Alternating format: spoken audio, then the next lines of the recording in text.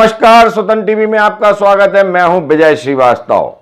आज स्थानीय मानस भवन में कोरोना वायरस का सम्मान किया गया।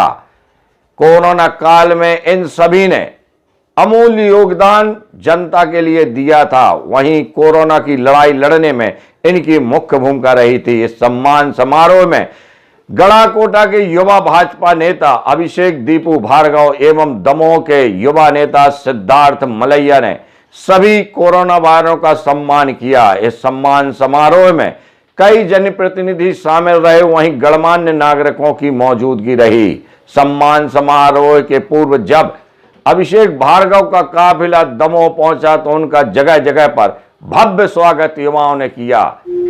स्थानीय मानस भवन में कोरोना काल में लगातार अपनी सेवाएं देने वाले कोरोना योद्धाओं का सम्मान समारोह आयोजित किया गया। इस सम्मान समारोह में शामिल होने गढ़ाकोटा से दमोह पहुंचे पंडित अभिषेक दीपू भार्गव का जगह जगह पर युवाओं ने स्वागत किया। बैंड बाजों के साथ उनको ससम्मान मानस भवन तक लाया गया। युवा भाजपा नेता अभिषेक दीपू भार्गव एवं समाज सेवी युवा नेता सिद्धार्थ मलैया ने मंच साझा किया। मानस भवन में आयोजित हुए सम्मान समारोह में सर्वप्रथम अभिषेक दीपू भार्गव ने दीप प्रज्वलित कर मां सरस्वती की वंदना की। इसके बाद सभी अतिथियों का युवाओं ने स्वागत किया। कोरोना काल में लगातार अपनी सेवाएं देने वाले सभी कोरोना योद्धाओं का सम्मान नगद राशि एवं स्मृति चिन्ह भेंट कर किया।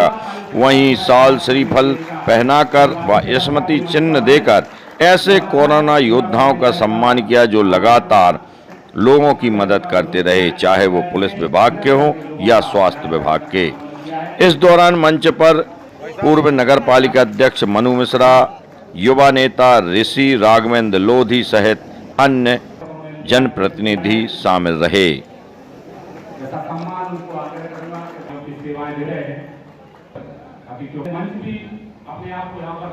मैं एक बार उनके नाम लूंगा। विश्वास कुमार है, कैलाश कुमार थोड़ी सी फैल के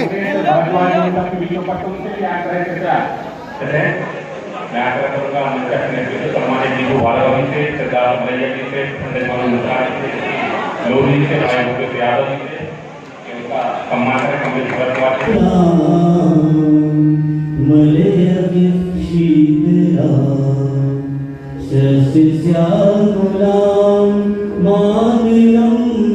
आज दमोह में कोरोना वॉरियर्स का सम्मान कार्यक्रम रखा गया था। उसी कार्यक्रम में मेरा आना हुआ है और काफ़ी लंबे समय बाद दमोह आया और कोरोना वॉरियर्स के रूप में यहाँ के लोगों ने काफ़ी सम्मान दिया, काफ़ी प्रोत्साहित किया।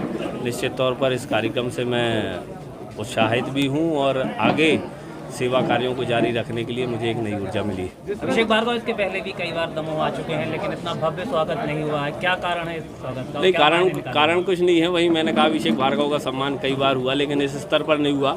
इस बार कोरोना वॉरियर का सम्मान था, कोरोना योद्धा का सम्मान था, जिसके लिए दमोह ने पलक पावड़े बिछाए और इसके लिए मैं सभी का धन्यवाद देता हूँ। चुनाव को देखते हुए पूरी राजनीति मानी जाए जिस तरह से? नहीं सर, ये चुनाव से संबंधित कुछ नहीं है। चुनाव तो अभी काफ़ी दूर है और आचार संहिता भी अभी नहीं लगी हुई है। आचार संहिता के बाद सारी सरगर्मियां बढ़ती हैं। यह तो एक साधारण कार्यक्रम है, इसको राजनीति से नहीं जोड़ना है। मैंने यहाँ पर कोई राजनीतिक बात कही भी नहीं। इसलिए अपनी बात को स्पष्टता से कहने वाले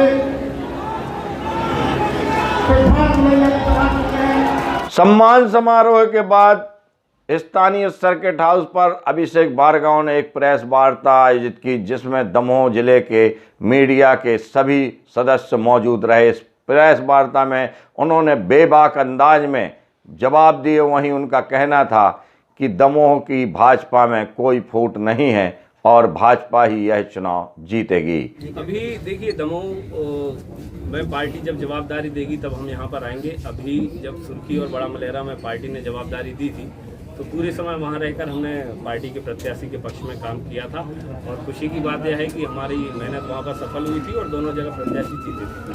जब पार्टी यहाँ पर हमें जवाबदारी देगी तो निश्चित तौर पर हम यहाँ पर पूरी सक्रियता के साथ काम करेंगे। मेरे लिए सबसे अच्छी बात यह है कि मेरे पिता मेरे लिए जैक का काम नहीं करते।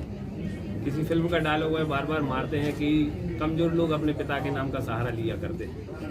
तो उनसे ही सीखा है और मैं अपना नाम बनाने का प्रयास कर रहा हूं समाज के बीच में जाके। मैंने बहुत लंबे समय से सक्रिय राजनीति, जिस प्रकार की भारतीय जनता पार्टी, कांग्रेस और ये दलगत राजनीति होती है, उससे थोड़ा अलग किया है और समाज के बीच में जाके लोगों की सेवा करने का काम शुरू किया।